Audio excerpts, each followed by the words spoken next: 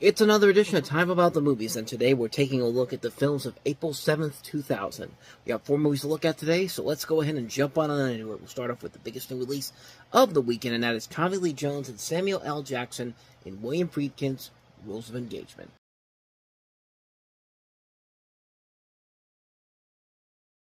So in this movie, you have Samuel L. Jackson playing this U.S. Marine colonel who was brought to court-martial after Marines, under his order, killed several civilians outside the U.S. Embassy in Yemen. And Tommy Lee Jones is the lawyer that has to defend him in court. And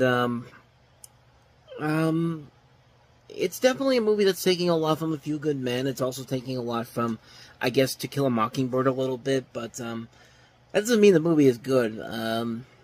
Yeah, this was a complete waste of time. It's a film that I think was trying to be kind of a new generation, like I said, a new Few Good Men, or To Kill a Mockingbird for a new generation, and really comes out as very formulaic and very lackluster overall. There's not a whole lot of surprises in the movie.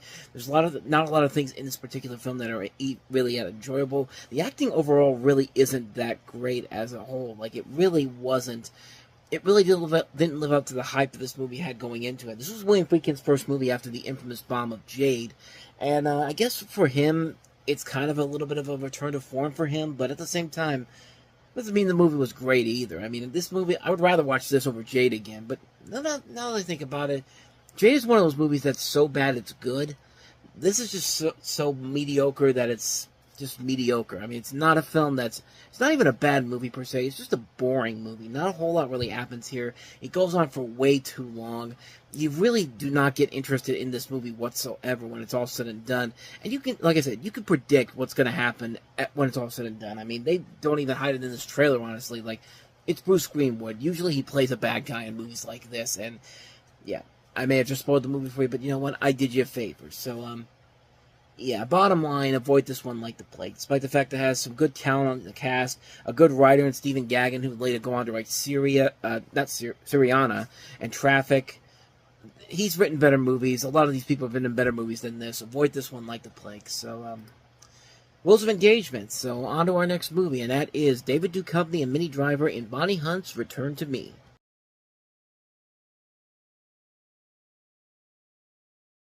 So the story here is that you have a man played by David Duchovny who falls in love with a woman, Minnie Driver, who receives his wife's heart and must decide which woman it is who holds his heart.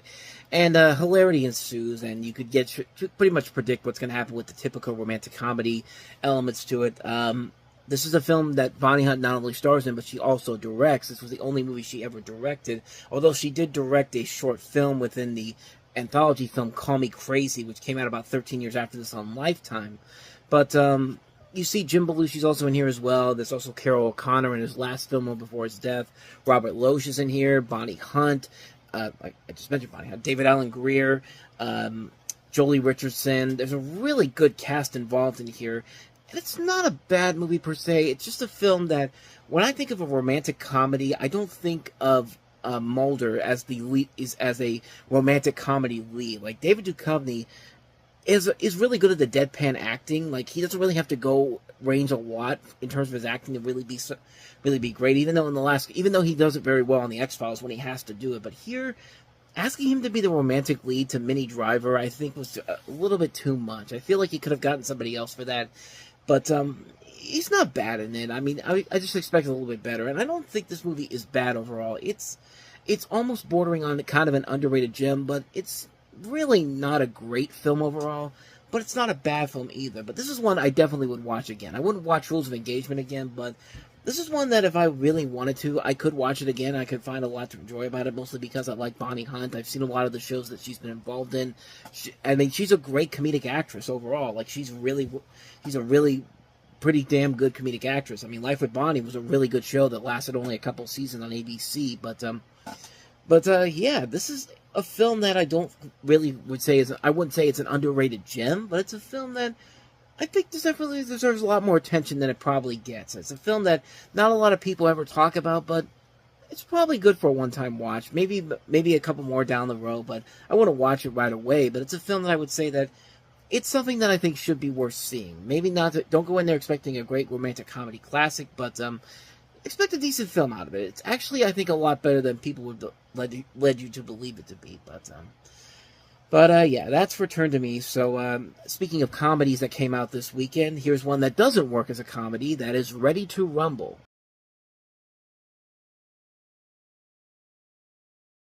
This is a Ready to Rumble. Sadly, the follow-up for Brian Robbins after he directed Varsity Blues, which was a far superior film, and this one, not so much. The writer of this is Stephen Brill, who's written stuff like the Mighty Ducks movies. He's also directed some notable Adam Sandler movies like Little Nicky, Mr. Deeds, Without a Paddle. And the story here, basically, you have these two guys, these two guys played by David Arquette and Scott Conn, which I don't know if that's really the pair that you want to have in a movie like this, but they're basically two dim-witted sewage workers who watch their hero, WCW wrestler Jimmy King, played by Oliver Platt, get screwed out of the world title by this wrestler, Diamond Dallas Page, who's played by the wrestler Dallas Page, and there's a lot of WCW and WWE wrestlers in here, and evil WCW owner Titus Sinclair, who's played by Joe Pantoliano. They embark on a quest to help their hero win this title and honor back, and it features the cameos by a lot of wrestlers from the WWE and the WCW, including Bill Goldberg, Sting, The Undertaker's in here. You see in the trailer, John Cena has a cameo in here. It's one of his early film roles before he eventually signed with the WWE. And you see Rose McGowan as the love interest in here. And this is basically a film that tries to make a Dumb and Dumber type of film with wrestling and tries to sell the WCW World Championship Wrestling as something that is actually worth it, but really is not. This thing actually... but then again, like, this was just before they sold this over to the WWF, and this was back before the WWF eventually became the WWE, because of all things, World Wildlife Federation actually had the rights to the WWF thing, and then eventually that eventually caused the WWF to change their name to WWE. But I digress. This film really is not very good. This is actually a really unfunny comedy. This is just a movie that they try so hard to sell the WCW on you, and so much so that once this movie came out, they really thought that this movie was actually going to be memorable, because they actually generated publicity for the company by running a storyline in which David Arquette became a WCW World Heavyweight Champion, and the fans that they had really did not like that. And Arquette himself believed it was a bad idea right from the get-go, and thought it would damage the WCW World Heavyweight Championship he held in such high regard.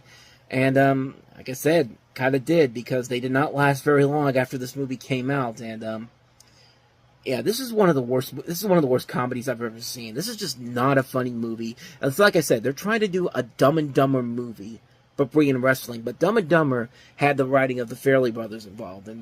But Stephen Brill, as good of a writer as he is as good of a writer that he's done some classic comedies from the 90s, and as good as our director Brian Robbins is, they are not the Farrelly brothers at their peak. And this film really was a mess on so many levels. Like I said, PG-13.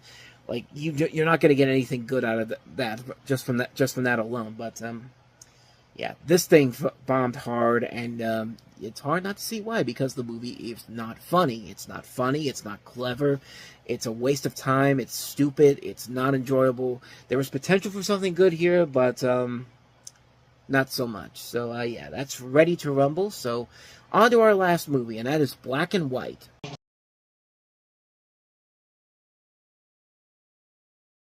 So directed by James Toback, this is set in New York City, where it features several loosely related stories centering around a pair of documentary filmmakers, Sam and her husband Terry, who are played by... Sam is played by... I'm trying to see who...